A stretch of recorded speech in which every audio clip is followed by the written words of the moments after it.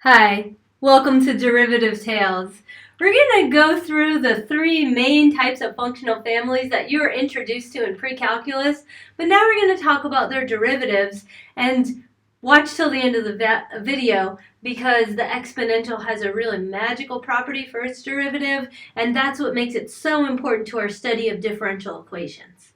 Okay, so first let's review the three types of families of functions that were the main players in pre-calculus learning. The first major category of functions was the polynomials. If you remember, those involved positive whole number powers of x, so like x cubed, x to the fourth, x to the fifth, and various combinations of those where we could multiply those terms by a constant and we could add or subtract those terms in combination. So polynomial families in general, let's say for an nth order polynomial, will look like x to the n, and then multiply that by whatever kind of constant you want in the front of it, usually denoted as a sub n. And then maybe you have a lower order term, x to the n minus 1, and then you can multiply that by its constant coefficient, which is usually denoted by a sub n minus 1. It kind of goes on forever till you get down to the linear term, which would be denoted as a sub 1, x to the 1, and then plus a sub 0, squish that in there, and that's just a little constant term. Okay, so the polynomial family was this huge family of functions where you had constants, linear functions, quadratics, cubics, quartics, and it just goes up and up and up, all the way up to an arbitrarily high order, and that's why we denote it with x to the n, or an nth order or nth degree polynomial.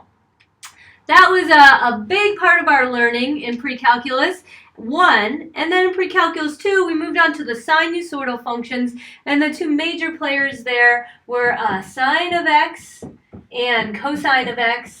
Of course, tangent of x, which is the ratio of sine divided by cosine, and then all the inverse functions, the arctangent, arcsine, all those types of functions. But the main components for sinusoidal periodic functions were the sine and the cosine.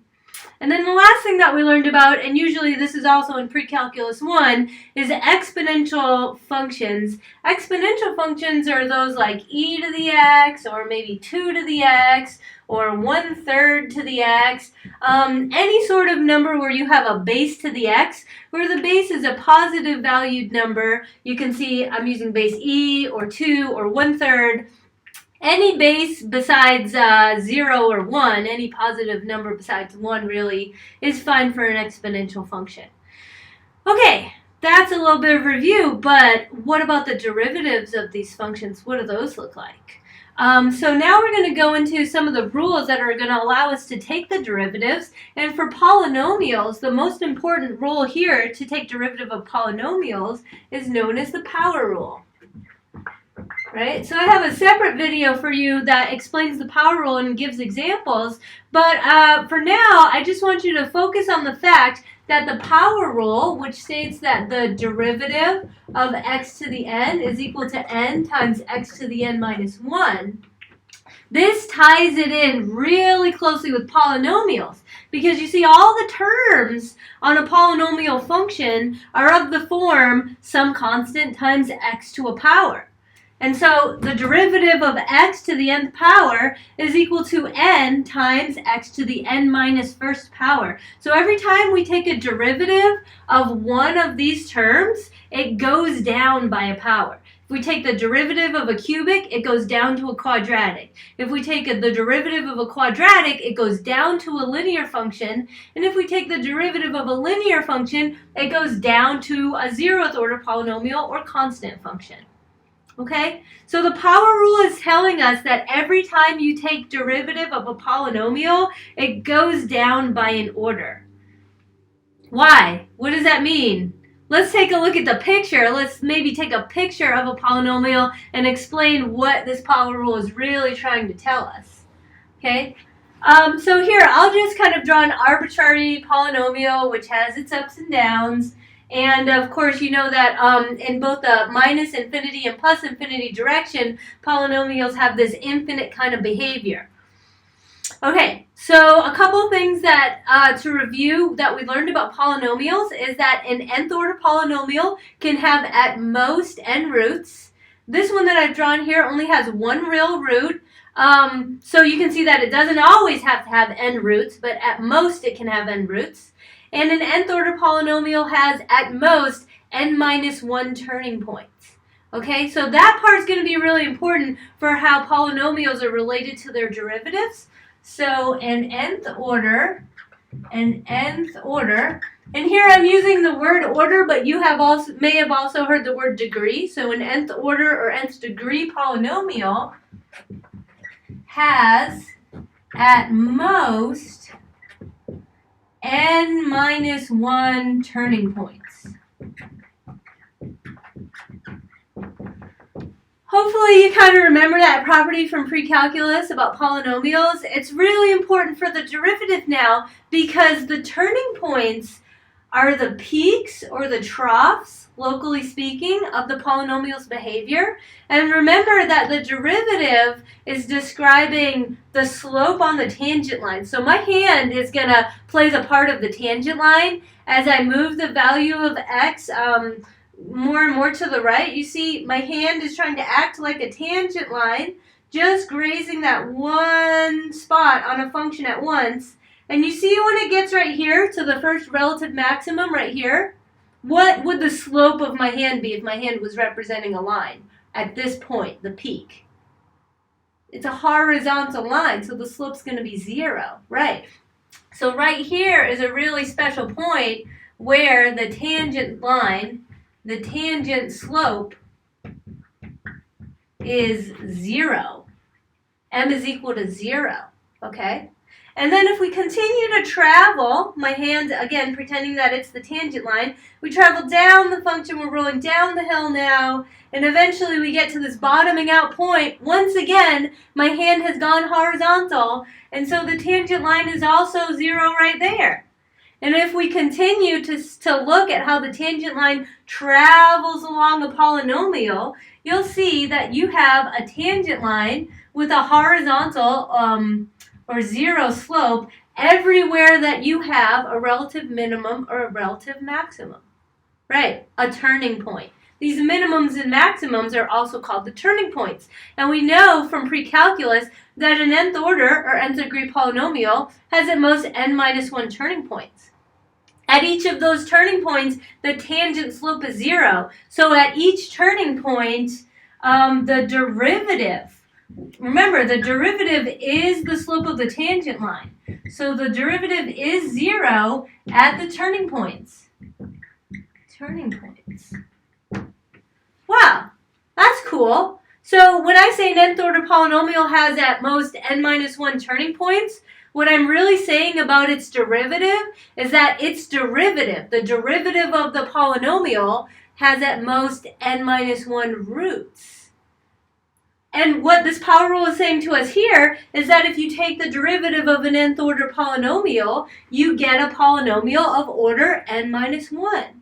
So that's how the power rule is related to what we learned before in pre-calculus about having the n minus 1 turning points. Those are the roots of the derivative, right? So the turning points on the polynomial itself those are the roots of the derivative.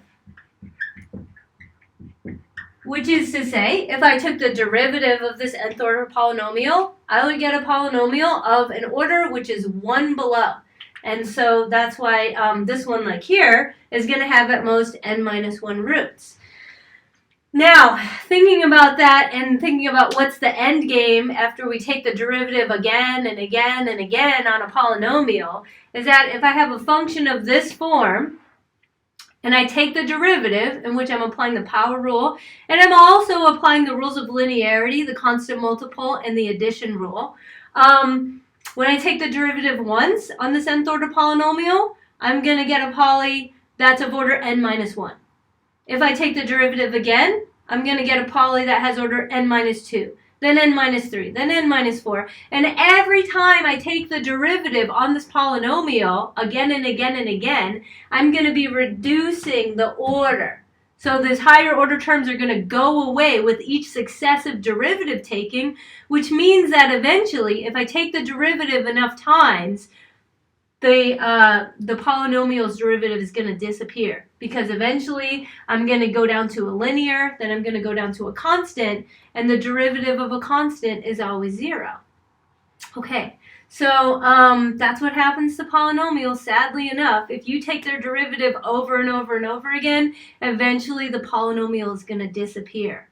And another important thing to notice is that even if you take the derivative just once, the order has already gone down by 1. You see, the derivative of an nth order polynomial is a polynomial of order n minus 1. And so we don't have what we had before when we take the derivative. That's really important. And that's what's going to make exponentials so special later, okay? So that's a review of polynomials and how the power rule ties in with their derivatives. So now let's go on to the rules about sinusoidal functions, and let's talk about their derivatives and what happens to them if we take their derivatives over and over and over again. Okay? So if you're going through the derivative rules in the book, then you've learned that for sinusoidal functions, so now sines and cosines, we have the property that the d dx of sine of x is equal to cosine of x. When we take the derivative of sine, we get the cosine. Then if we take the d dx of cosine of x, we get minus sine of x. Okay, so if we take the derivative of cosine, we go back to sine, sort of, but with a minus sign? All right, well, that makes me wonder what would happen if I took a d dx of minus sine of x. And since minus sine of x is just a minus 1 times sine of x, I'll just apply this rule plus the constant multiple rule to know that the derivative of this would be minus cosine of x. For my last trick, I think I'll try to take the derivative of minus cosine of x.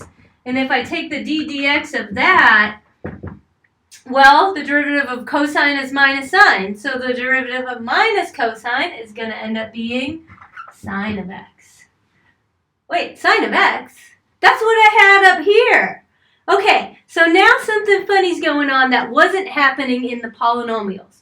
Remember that one of the last things I said about polynomials was if you take the derivative of an nth order polynomial, you end up with something that's of order n minus 1. So it pushes it down a notch, and when you take the derivative of this type of thing, you don't have what you used to have. For sines and cosines, that's sort of true, sort of not true, because you take the derivative of sine, you go to cosine.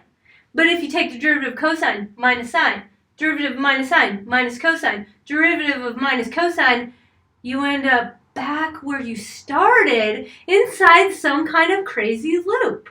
Now, if you studied imaginary numbers, you may see a familiarity here with the powers of the imaginary number I.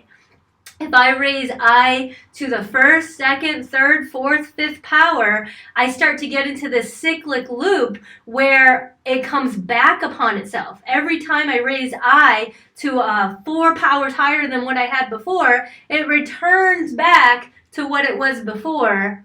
Does that have anything to do with the fact that if I take this derivative 4 times, it goes back to what it was before? Yeah, it sure does. Yeah, but I don't want to digress too much. This is a really special property of sines and cosines, and it actually is inherently tied in to their periodic nature of how they return back to what they previously were at before. That's something that polynomials do not do forever, but sines and cosines do that forever. So I'm just going to draw a quick picture of a sine here. So I'm just going to graph sine x, which starts at 0, 0, and it goes up and down and up and down. And like I was saying, it does this up and down forever and ever. That's different than a polynomial, because for polynomials, as we go to the far reaches of minus infinity or positive infinity, polynomials like to party, so they just go wild. Their infinite limits at minus infinity and plus infinity are always either plus or minus infinity. Totally different than your sine and cosine, which have this repeating periodic behavior, and they come back around again and again to where they once were.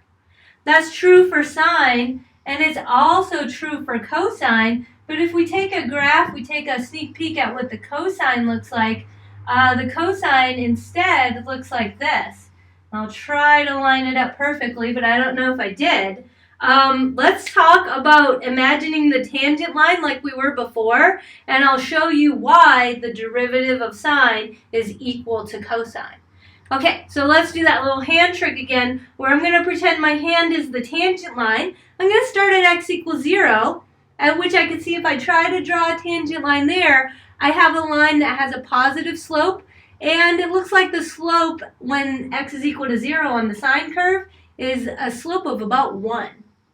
Yeah, the slope of this line looks like it's about 1, and lo and behold, its derivative cosine has an output of 1, exactly where my hand has a slope of 1.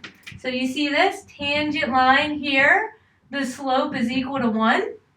Well, the derivative of sine is cosine. So what is the output of cosine where the tangent line on a sine is equal to 1, has a slope of 1? That's an output value of exactly 1. Because cosine is describing the slope of the tangent line to the sine curve at any given moment. Okay, let's look at that again now as we travel up to the first peak of a sine curve's hill. Right here, again, I've got a horizontal tangent, and so that means I've got a slope of 0. Right here, I've got a slope of 0, and lo and behold, at the very same value of x below, I have a 0 on the cosine function. Okay, and that's just going to keep happening again and again. You see, when I hit the point here, when I'm going down the hill at my fastest speed, and my slope looks like it's -1, that's exactly where the cosine is outputting -1. And then when I hit the trough here, and again, I have a horizontal tangent where the slope is 0, that's exactly where cosine is going to output a 0.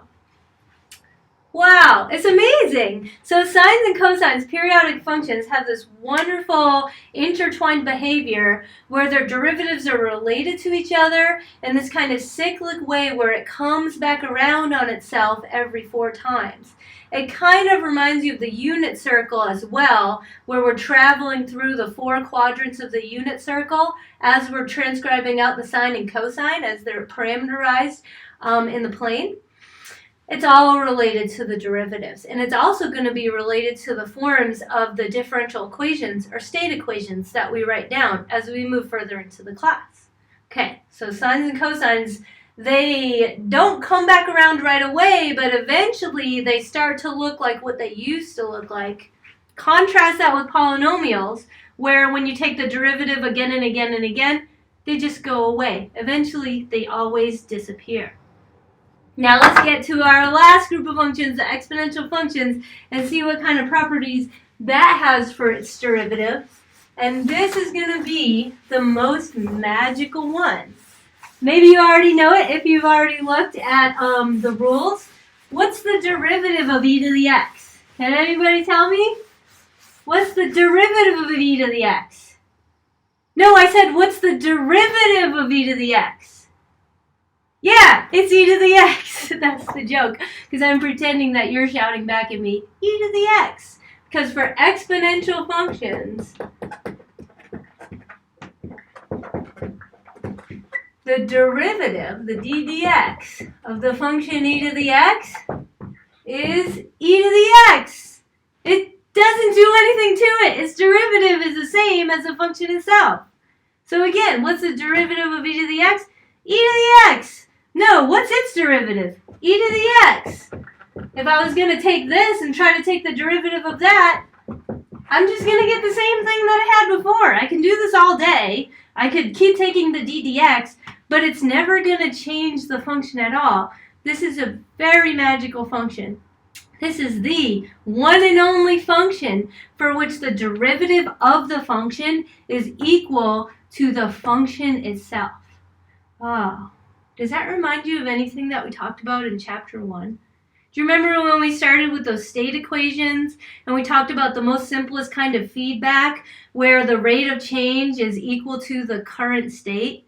Do you remember that classic state equation?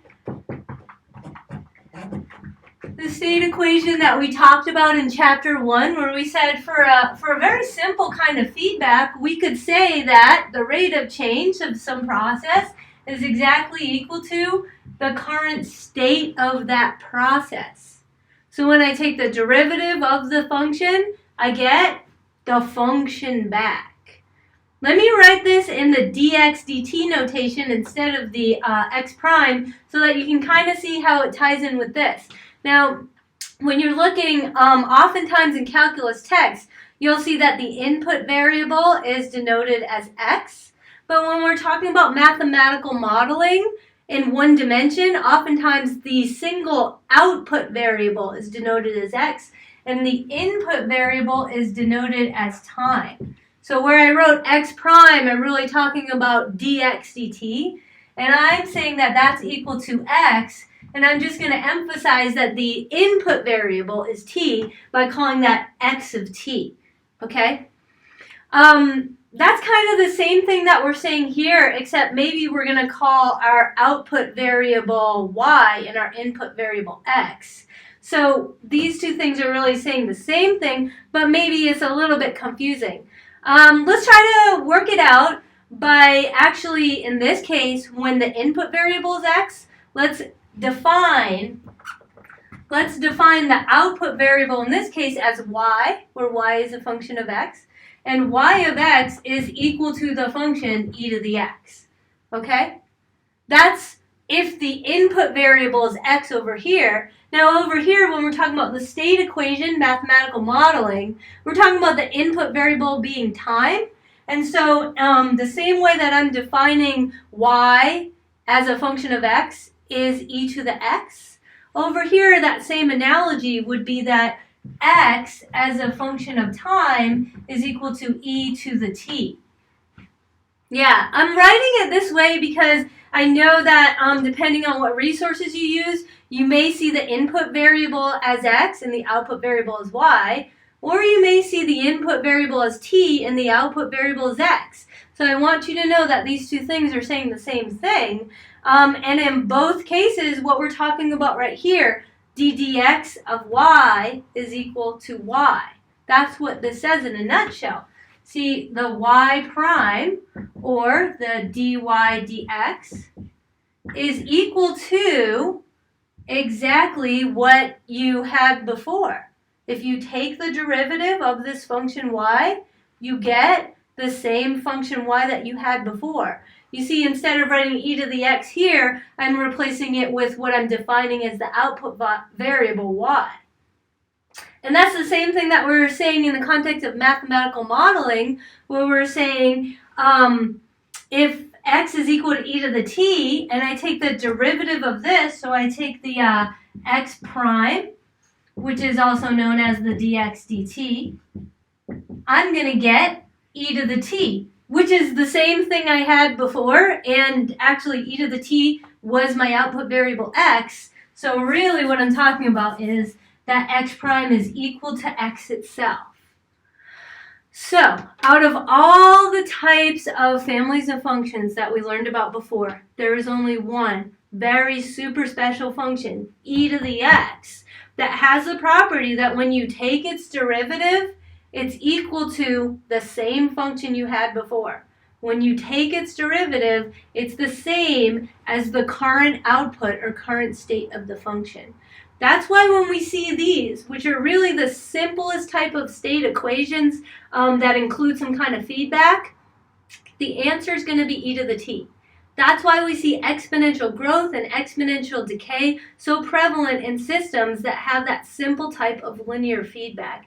And in fact, solutions to all linear differential equations, no matter how many dimensions we're working in, are going to be related to different exponential functions in different bases. So this is true distinctly about e to the x, the fact that x prime is equal to e to the x. The fact that x prime is equal to x. But for these other forms with different bases of different exponentials, in these forms, the derivatives are going to be very closely related to. They're going to be a constant multiple of the original function that started with. And so functions like this are going to solve a variety of different state equations of the form x prime is proportional to the current state. This type of function here is going to be solved with some sort of exponential form. Wow, that makes it really special.